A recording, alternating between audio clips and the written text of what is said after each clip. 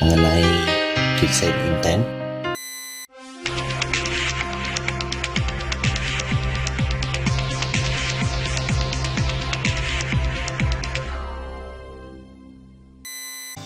Selamat datang kembali di channel One Future Solution.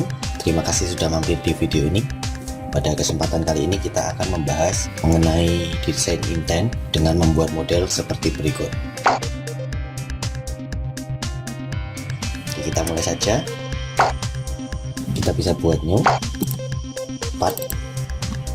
Setelah kita masuk ke part, kita pastikan unit sistem yang kita gunakan milimeter gram second di bagian pojok kanan bawah. Setelah kita ganti unit sistemnya, kita buat sketch utama dari modelnya. Kita bisa membuatnya dari front plane. Kita klik kanan front plane, kita masuk ke sketch. Ini sketch. Kemudian kita bikin center line atau garis bantu. Center line dari sini ya. Dari sini melebihi origin semacam ini atau melebihi titik tengah. Kemudian kita escape. Kita tambahkan relation terlebih dahulu antara titik origin, kita klik, lalu kita tekan dan tahan kontrol. Kemudian kita pilih garis putus-putus atau garis centerline ini. Setelah kita pilih titik sama garisnya, kita pilih relation yang midpoint, jadi supaya titiknya ini berada di tengah-tengah garis atau midpoint dari garis. Kita bisa escape untuk mengakhiri pilihan ini. Oke, kemudian barulah kita tambahkan garis lagi semacam ini.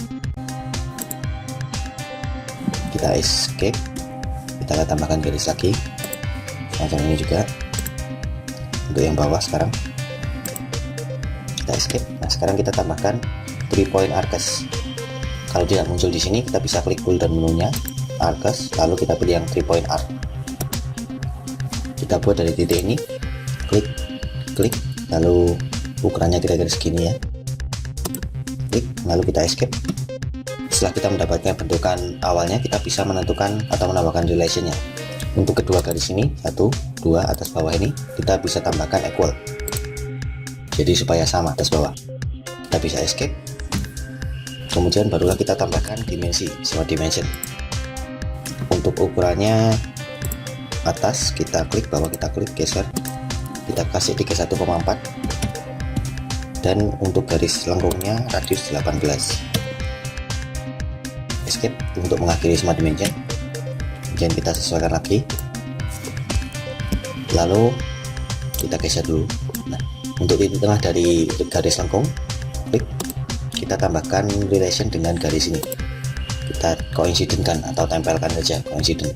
Jadi titik tengah dan garis ini dia nempel. Oke, kita escape untuk mengakhiri pilihan, untuk membebaskan pilihan ini. Jadi sekarang kita sudah mendapatkan sketch fully defined atau sketch yang sudah lengkap. Kita bisa keluar dari sketch, exit edit sketch di sini. Kemudian kita bisa gunakan feature revolve boss or base. Klik, kita klik yes. Previewnya sudah sesuai, kita bisa klik OK. Nah, di sini kita sudah mendapatkan body utama atau material awal dari model kita.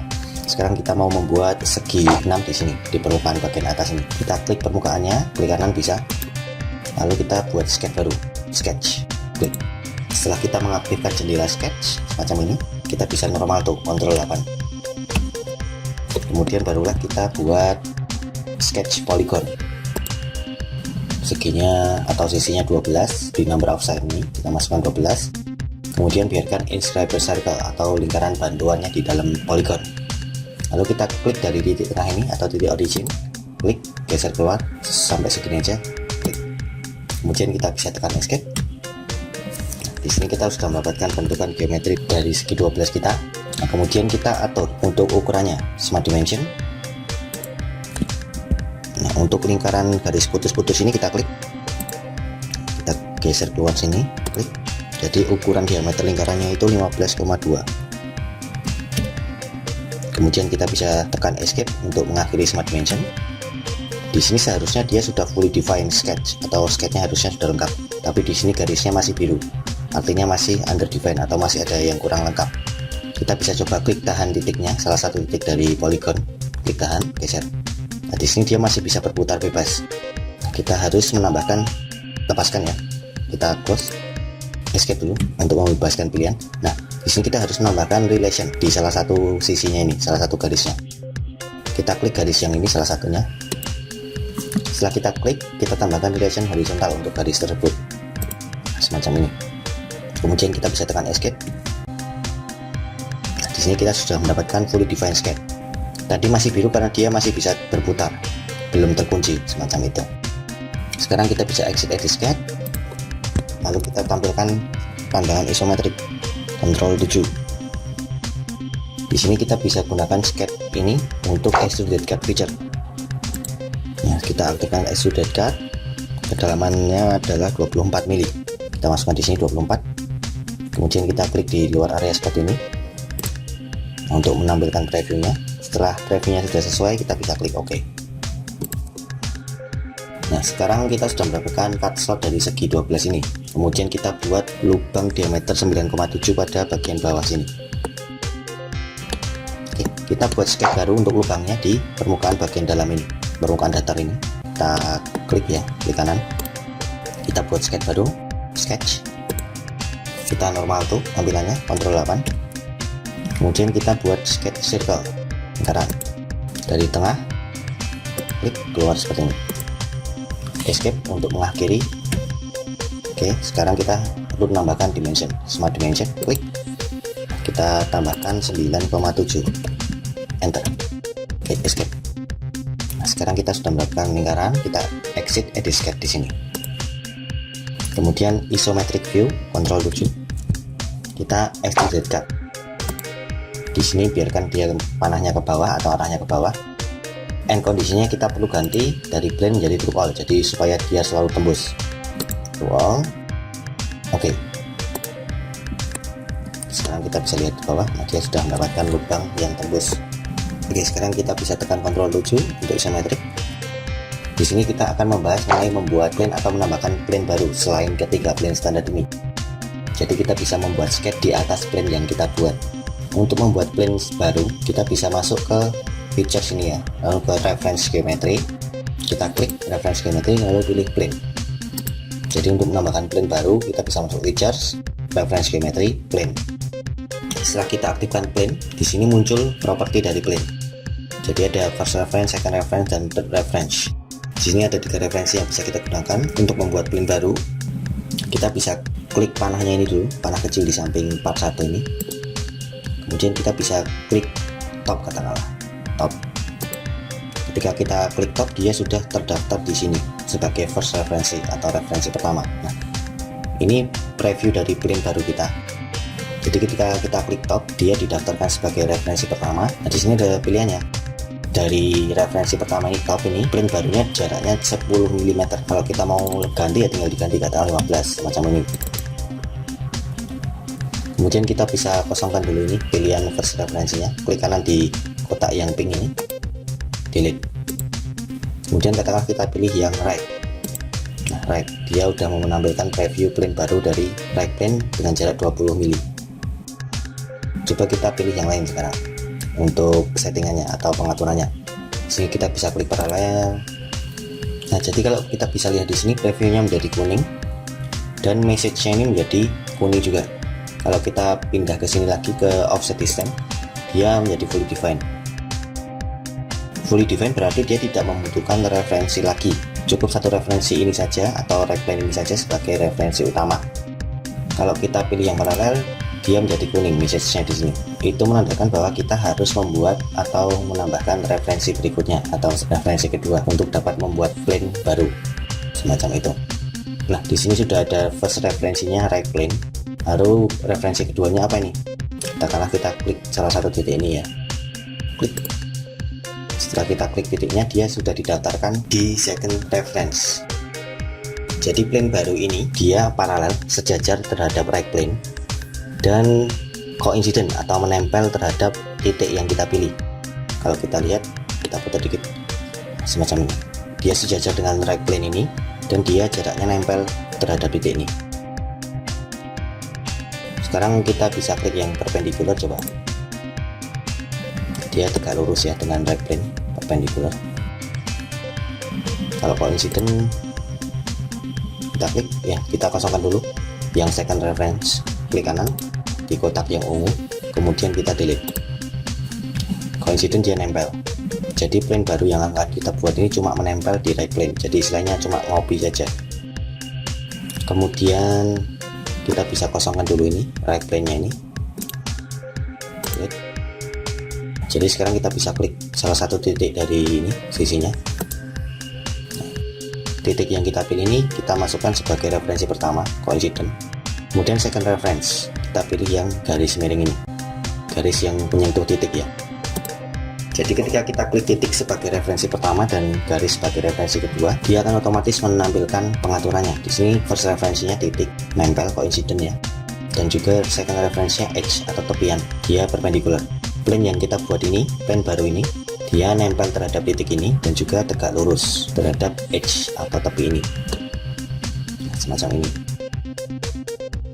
Kemudian kita kosongkan lagi keduanya. Nah, semacam ini. Kita bisa pilih yang right plane katakanlah sebagai referensi pertama.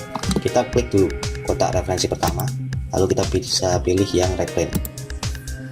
Oke, sekarang referensi pertamanya right plane. Second referensinya kita pilih permukaan ini yang bulat ini, klik.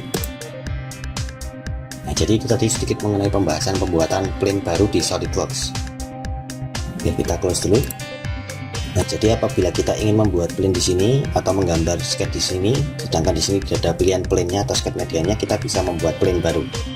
Referensi geometri dulu, plane, referensi pertamanya right plane, kemudian tinggal ditentukan aja jaraknya ke sini berapa. Oke, tapi saya mau membuat plane yang sejajar terhadap right plane dan juga tangent terhadap permukaan terluar yang bulat ini. Jadi right plane referensi pertamanya kita klik yang paralel. Nah, setelah itu untuk second referensinya kita pilih permukaan yang bulat. Jadi plane baru yang kita buat ini dia sejajar terhadap right plane paralel dan juga menempel atau tangent terhadap permukaan yang bulat ini. Di sini message-nya sudah fully defined, berarti plane barunya ini sudah siap dibuat. Kita bisa oke. Ini kita sudah mendapatkan plane 1 sebagai plane barunya. Kemudian kita bisa klik di luar area untuk membebaskan pilihan ini.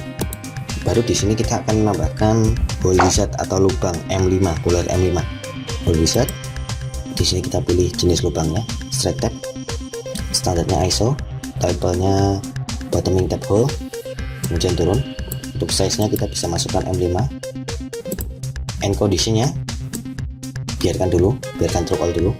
Untuk opsinya kita pilih yang cosmetic grid dan yang bawah kita cuma centang yang with trickle out. Kemudian masuk ke posisi top position, klik. Kita klik plane yang kita buat tadi, plane-nya ya, klik. Nah, setelah kita klik plane-nya, kita bisa klik pada titik originnya seperti ini sampai muncul automatic relation coincident kuning itu di samping kursor. Barulah kita klik. Oke. Kemudian kita bisa escape untuk mengakhiri penambahan jumlah lubang. Oke. Nah, di sini kita sudah mendapatkan preview dari lubang M5 tapi tembus ke sana. Nah, padahal saya mau lubangnya cuma sampai sini saja. Kita bisa masuk kembali ke tipe. Klik tipe di sini. Kita atur yang end condition-nya. True all ini kita ganti. Up to next. Jadi sampai ke referensi selanjutnya. Setelah previewnya sudah sesuai, barulah kita oke. Di sini kita sudah mendapatkan lubang atau ular M5 sebelah sini. Jadi kita harus buat plane terlebih dahulu untuk menambahkan lubang M5 di permukaan paling luar dari sebuah permukaan bulat atau permukaan yang melingkar. Nah, oke, setelah kita mendapatkan model kita seperti ini, yang terakhir kita tambahkan fillet atau radius. Fillet sebesar 1 mili untuk tepi yang ini dan juga yang bawah. Lalu bisa kita oke. Kita isometrik, Ctrl 7. Lalu kita bisa sembunyikan tampilan dari plane 1 ini karena ini sedikit mengganggu. Kita klik saja plane-nya, plane 1 ini, klik, atau klik kanan. Nah, lalu kita pilih gambar icon mata ini yang dicoret, disilang. Ada hide di situ. Oke, sekarang kita sudah selesai membuat model bongkotan kita. Kita bisa save dengan nama bongkotan. Save ya. Oke, semacam itu. Saya rasa cukup untuk video kali ini. Jadi apabila teman-teman ada yang memiliki pertanyaan atau sanggahan atau mau sharing ilmu, bisa tambahkan di kolom komentar di bawah. Oke, terima kasih sudah nonton video ini. Apabila teman-teman merasa video ini bermanfaat bagi teman-teman atau yang lain, Terima kasih sudah di-share dan terima kasih sudah di-subscribe untuk channel What Future Solution. Sampai jumpa di video berikutnya.